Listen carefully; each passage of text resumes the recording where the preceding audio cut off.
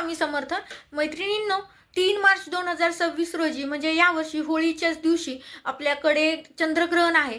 तर चंद्रग्रहणाचे प्रकार किती किंवा 3 मार्च 2026ला कोणत्या प्रकारचं चंद्रग्रहण आहे आणि ते ग्रहण कुठं दिसणार आहे, कुठं दिसणार नाही, कुठली जगभरामध्ये कुठली शहरं आहेत की ज्या शहरामध्ये किंवा जगाच्या पातळीवर कुठं कुठं हे ग्रहण दिसणार आहे किंवा पाहायला मिळणार आहे.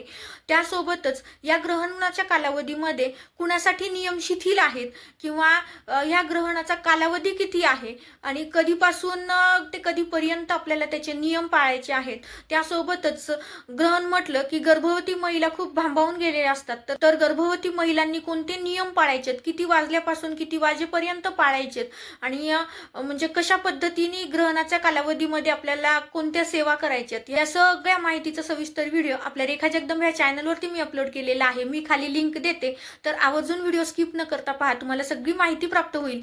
आणि आपल्या चॅनलवरती जर नवीन असाल तर चॅनलला सबस्क्राईब करायला मात्र विसरू नका. श्री स्वामी समर्थ.